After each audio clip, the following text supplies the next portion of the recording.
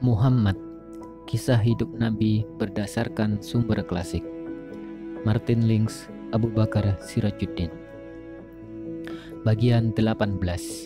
Quraisy bertindak.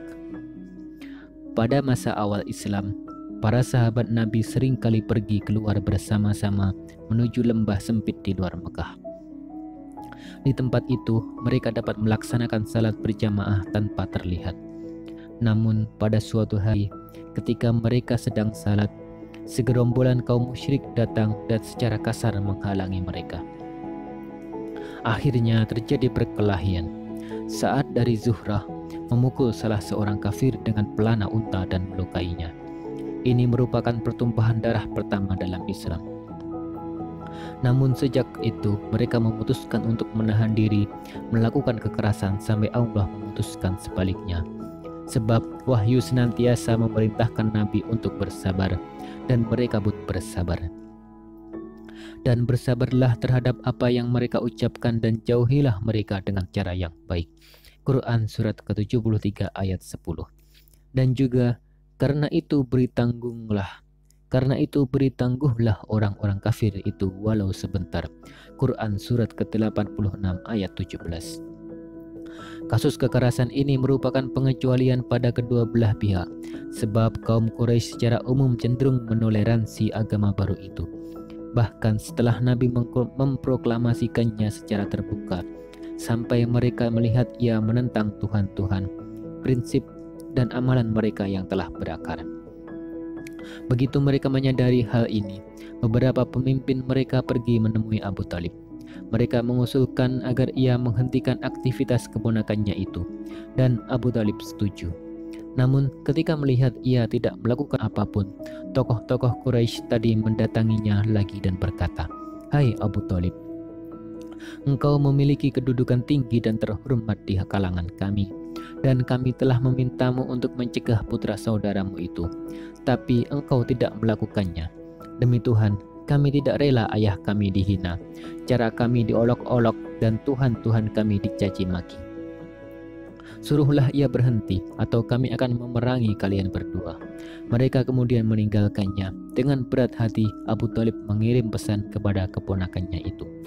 Setelah memberitahukan ancaman Quraisy, ia berkata, "Wahai putra saudaraku, janganlah engkau bebankan kepadaku apa yang aku tak sanggup menanggungnya." Nabi menjawab, "Aku bersumpah demi Tuhan, sekalipun mereka meletakkan matahari di tangan kananku dan bulan di tangan kiriku, aku tidak akan meninggalkan dakwah ini sebelum Allah memenangkannya atau aku terbunuh karenanya. Kemudian dengan air mata berlinang, beliau bangkit dan berbalik pergi. Tapi pamannya memanggilnya kembali. "Hai putra saudaraku," katanya, "lanjutkanlah dan katakanlah apa yang engkau inginkan, karena demi Tuhan, apapun alasannya, aku tidak akan pernah meninggalkanmu." Ketika permintaan mereka kepada Abu Talib tidak membuahkan hasil, kaum Quraisy masih ragu untuk menyerang langsung keponakannya itu. Sebab sebagai pemimpin kabilah, Abu Talib memiliki kekuasaan untuk memberi perlindungan, dan hak-hak setiap pemimpin kabilah di Mekah dihormati secara penuh. Karenanya, untuk sementara waktu, Quraisy menata barisan untuk mengorganisasi penyiksaan terhadap para pemeluk Islam yang tidak memiliki pelindung. Pada saat yang sama, mereka berunding untuk mengambil kebijakan bersama terhadap penyebab kesulitan mereka itu. Situasi semakin memburuk. Musim haji segera tiba dan orang-orang Arab dari seluruh jazirah Arab akan datang ke Mekah. Mereka, kaum Quraisy, memiliki reputasi karena keramahannya, yang bukan saja karena menyediakan makan dan minum, melainkan juga karena menyambut baik setiap orang dan juga Tuhan-Tuhannya. Namun pada musim haji tahun ini, para peziarah itu akan mendengarkan Tuhan-Tuhan mereka dihina oleh Muhammad dan para pengikutnya. Mereka akan didesak untuk meninggalkan agama nenek moyang mereka dan memeluk agama baru yang tampak memberikan sejumlah ketidakuntungan itu. Tidak diragukan lagi, sebagian mereka pasti tidak akan datang lagi ke Mekah, yang bukan saja berpengaruh buruk terhadap aktivitas perdagangan, tetapi juga akan meruntuhkan kehormatan yang kini disandang oleh penjaga tanah suci ini, Quraisy. Yang terburuk, bangsa Arab mungkin akan bersatu untuk mengusir mereka dari Mekah dan mengangkat suku atau kelompok suku lain untuk menggantikan posisi mereka, sebagaimana yang dahulu dilakukan terhadap Khuza'ah dan yang dilakukan Khuza'ah terhadap Jurhum. Maka tidak boleh tidak mereka memberitahu para peziarah tersebut bahwa Muhammad tidak mewakili kaum Quraisy. Namun meskipun mudah untuk menyangkal kenabiannya, hal itu sekedar pernyataan pendapat dan secara tidak langsung justru menarik orang-orang untuk mendengarkan dakwah Nabi dan berarti memberi mereka kesempatan untuk memutuskan sendiri. Satu lagi perlu disebutkan sebagai tambahan, dan di sini terletak kelemahan kaum Quraisy. Sebagian mereka mengusulkan agar Muhammad disebut seorang dukun, sebagian lagi mengusulkan orang gila, sebagian yang lain penyair, dan ada pula yang mengusulkan sebagai tukang sihir. Mereka meminta pendapat Walid putra Mughirah, orang yang paling berpengaruh pada saat itu, mana dari julukan-julukan ini yang paling tepat untuk Muhammad. Walid menolak semuanya, namun setelah berpikir ulang, ia memutuskan bahwa meskipun Muhammad bukan tukang sihir, tetapi setidaknya ia memiliki satu hal yang sama dengan penyihir. Ia mempunyai kekuatan yang mampu memisahkan anak dari ayahnya, atau dari saudara, atau istri, atau keluarga secara umum. Karena itu, Walid menganjurkan mereka untuk menyebarkan tuduhan bahwa Muhammad adalah tukang sihir yang berbahaya. Setelah setuju untuk mengikuti nasihat Walid, mereka memutuskan bahwa di luar kota, di sepanjang jalan menuju Mekah, harus ada penjaga. Para peziarah mesti diberi peringatan untuk waspada terhadap Muhammad karena mereka benar-benar tahu berdasarkan pengalaman bagaimana beliau begitu memikat hati orang yang melihatnya. Bukankah sebelum mulai berdakwah, beliau adalah orang yang paling dicintai di Mekah? Lidahnya begitu fasih dan kehadirannya senantiasa menebarkan aura kemuliaan. Rencana mereka dilaksanakan dengan semangat yang bulat. Kendati demikian, setidaknya pada suatu kasus tertentu, mereka telah gagal sejak awal. Seorang laki-laki dari Bani Ghifar bernama Abu Dzar, suku yang tinggal di sebelah barat Laut Mekah, tidak jauh dari Laut Merah, mendengar kabar tentang Nabi dan tentang perlawanan terhadapnya. Seperti kebanyakan anggota sukunya, Abu Dzar adalah seorang perampok jalanan. Namun berbeda dengan mereka, ia beriman kepada keesaan Tuhan dan tidak mau menghormati berhala. Karena beberapa alasan, saudaranya Unais berangkat ke Mekah. Setelah kembali, ia menceritakan kepada Abu Dzar bahwa di sana ada seorang Quraisy yang mengaku sebagai nabi dan mengatakan tidak ada Tuhan selain Allah. Lantas kaumnya memusuhinya. Abu Dzar segera berangkat ke Mekah dengan keyakinan bahwa di kota itu ada seorang nabi. Pada saat kedatangannya, kaum Quraisy yang berjaga-jaga di perbatasan menceritakan semua yang ingin diketahuinya. Bahkan sebelum ia sempat bertanya, tanpa kesulitan ia menemukan jalan menuju rumah Nabi. Muhammad tengah berbaring tidur di serambi rumahnya dengan wajah ditutupi jubah. Abu Dzar membangunkan beliau dan mengucapkan selamat pagi. Waalaikumsalam, sahut Nabi. Lantunkanlah ucapanmu, kata orang Badui itu.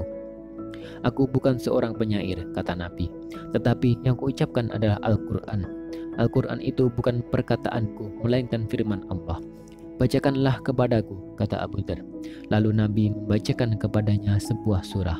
Serta merta Abu Dzar berkata, aku bersaksi bahwa tiada Tuhan selain Allah dan Muhammad adalah utusan Allah. Engkau siapa? Tanya Nabi. Ketika lelaki itu menjawab, beliau memperhatikannya dari atas ke bawah dengan penuh kekaguman dan berkata, sesungguhnya Allah memberi petunjuk kepada siapa saja yang dikehendakinya. Kebanyakan orang Bani Ghifar adalah perampok. Setelah Nabi mengajarkan Islam, beliau menyuruh Abu Dzar untuk kembali ke kaumnya dan menunggu perintahnya. Maka ia pun kembali ke Bani Ghifar dan banyak orang yang masuk Islam melalui dia. Pada saat yang sama, Abu Dzar meneruskan kebiasaannya sebagai perampok para musafir, terutama kepada kafilah-kafilah dari Quraisy. Namun sekarang, ketika merampas sekelompok kafilah, ia akan menawarkan untuk mengembalikan barang-barang mereka, asalkan mereka bersedia bersaksi atas keesaan Allah dan kenabian Muhammad. Pertemuan lain dengan Nabi juga menyebabkan keislaman Bani Daus, yang seperti halnya Ghifar, merupakan sebuah suku di pinggiran sebelah barat. Tufail, salah seorang Daus, setelah itu menuturkan bagaimana ia diperingatkan pada saat kedatangannya di Mekah untuk tidak berbicara dengan si penyihir Muhammad atau mendengar perkataannya agar ia tidak terpisah dari kaumnya. Tufail adalah penyair dan orang terpandang di sukunya. Karenanya Quraisy memperingatkan dia dengan keras. Ia pun khawatir akan tertarik kepada Muhammad sehingga sebelum memasuki masjid, ia menyumbat telinganya dengan bahan katun. Nabi sedang berada di sana, baru saja salat seperti biasanya di antara pojok Yamani dan Hajar Aswad, menghadap ke arah Yerusalem, di sudut Ka'bah sebelah tenggara. Beliau melantunkan ayat-ayat Al-Quran dengan pelan, tetapi bacaan itu menembus telinga Tufail. Allah tidak akan melakukannya, katanya.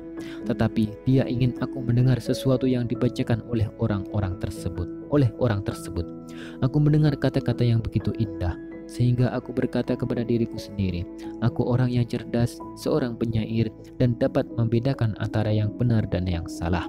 Lantas, mengapa aku tidak mendengarkan perkataan orang ini? Jika perkataannya itu baik, aku akan menerimanya. Jika tidak, aku akan menolaknya. Aku tetap tinggal sampai Nabi keluar dan segera mengikutinya. Ketika beliau memasuki rumahnya, aku masuk di belakangnya dan berkata, wahai Muhammad, kaummu mengatakan kepadaku begini dan begitu. Mereka membuatku takut terhadapmu, sampai-sampai aku menutup telinga agar tidak mendengarkan perkataanmu. Namun Tuhan telah membuatku mendengarkan perkataanmu. Karenanya katakanlah kepadaku kebenaran yang engkau bawa. Nabi menjelaskan tentang Islam dan membacakan Al-Quran. Lalu Tufail menyatakan keimanannya. Kemudian ia kembali kepada kaumnya, berhasrat untuk mengajak mereka memeluk Islam. Ayah dan istrinya ikut masuk Islam, tetapi kaum Daus yang lainnya menolaknya. Ia kembali ke Mekah dengan sangat kecewa dan marah, lalu meminta Nabi agar melaknat mereka. Namun Nabi malah mendoakan mereka agar mendapat petunjuk dan berkata kepada Tufail, kembalilah engkau kepada kaummu, ajaklah mereka masuk Islam dan berlaku baiklah kepada mereka. Instruksi ini dilakukannya dengan sungguh-sungguh. Tahun demi tahun semakin banyak keluarga Daus yang masuk Islam. Sebelum bertemu Nabi, Tufail hanya bertemu dengan para musuh beliau. Namun para peziarah yang lain bertemu dengan para pengikut Nabi yang mengemukakan cerita yang berbeda dengan yang dikemukakan para musuhnya. Masing-masing mempercayai apa yang ia dengar. Akibatnya, agama baru itu menjadi bahan pembicaraan, baik atau buruk di seluruh jazirah Arab. Namun, tidak ada tempat lain yang lebih banyak membincangkannya daripada Oasis Yasrib.